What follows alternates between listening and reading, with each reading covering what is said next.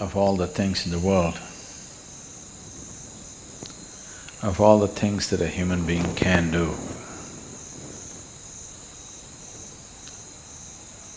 why yoga?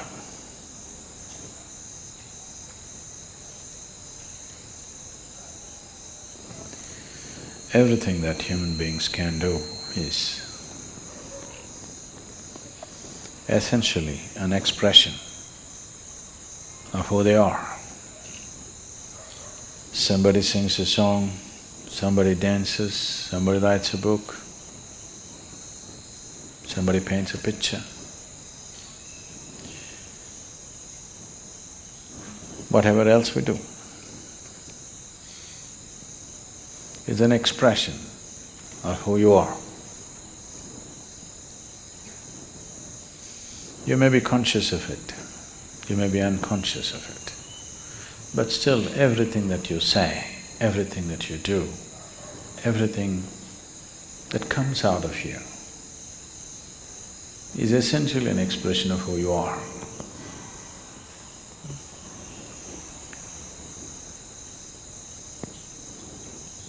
So yoga, in that way, is diametrically opposite to this, because it's not an expression of who you are. It's about determining as to who you are. It's about determining as to what you want to be. Changing the very fundamentals of one's existence. Today, there is substantial medical and scientific evidence to show that the very fundamentals of the activity of your brain, your chemistry, even your genetic content can be changed by practicing different systems of yoga.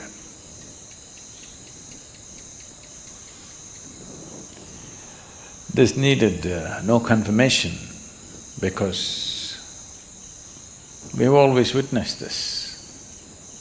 But today there is scientific data to prove this. So this is not an expression of who you are, this is about determining the nature of who you wish to be, changing the fundamental ingredients which has made you who you are.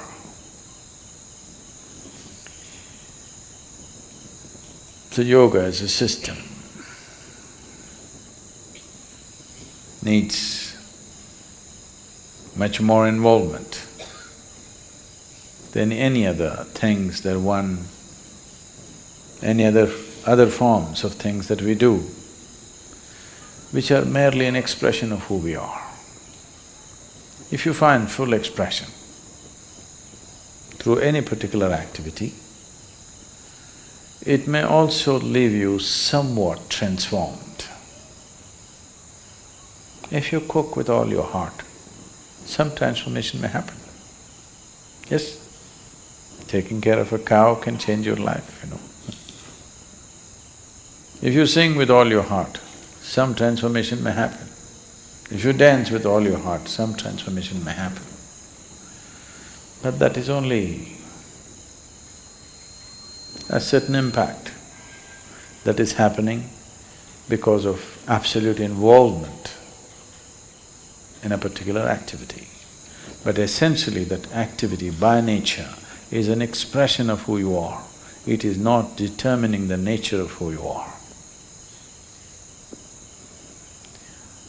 So when we transform our activity, not as an expression of who we are, because who wants to find expression like this in the morning?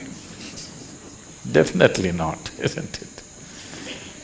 So, it is not an expression, it is a method, it is a means, it's a technology through which you can change the shape of who you are, literally also, otherwise also. You can change the very shape of who you really are right now, that can be transformed. Because who you are right now as a person is a combination of things.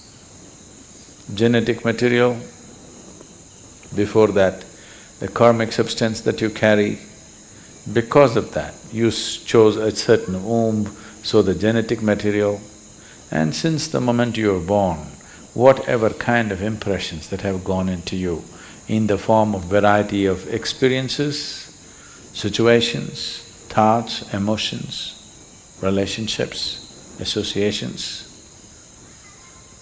whatever else you have imbibed, all these things make you a certain kind of person. When you say, I am a certain kind of person, what you're saying is, I have this kind of compulsions.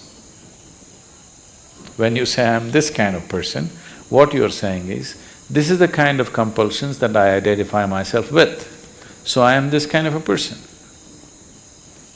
People, it's a very Western thing, but it's very much there in India today, because a lot of Indians are far more Western than West. If you go all the way west, you come back to India.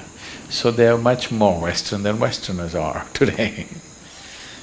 So people say, I'm a morning person, I'm an evening person. So what they mean is, morning, I cannot wake up in the morning. That means I'm an evening person. I can't stay awake in the evening, so I'm a morning person. Not only that, people… it's going far, some are BlackBerry people, some are Apple people. World is getting divided in so many ways. They're not just instruments that you use and keep it down, you get identified with it. So there are chapati people, there are rice people, there are dosa people, there are idli people, all kinds. So, what kind you are is essentially a certain type of compulsions. So you set yourself into the process of yoga because you don't want to be this kind or that kind. That you will be the kind that you're required to be in a particular moment. If it's morning, you're a morning person. If it's evening, you're a evening person. If you're not required to be a person, you're not a person. That is, you become flexible. This flexibility, we start working with your body to start with. Afterwards, it should come to every aspect of your life.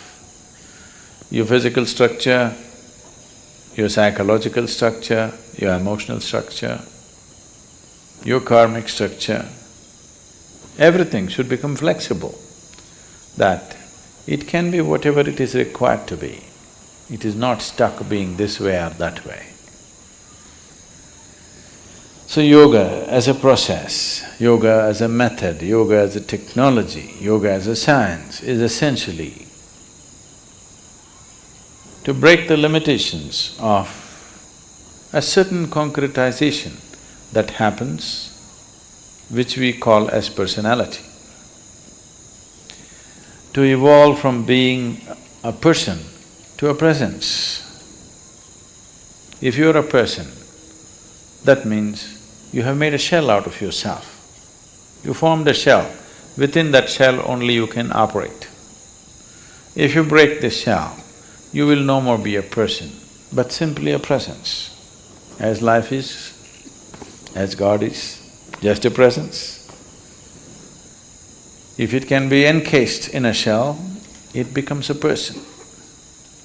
So yoga means slowly you're working on making the shell thinner and thinner, more and more porous, that one day you can exist without a shell.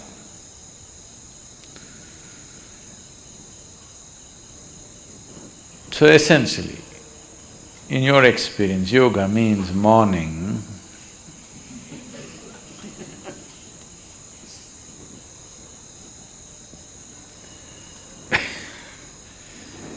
Why the sadhana, the way it is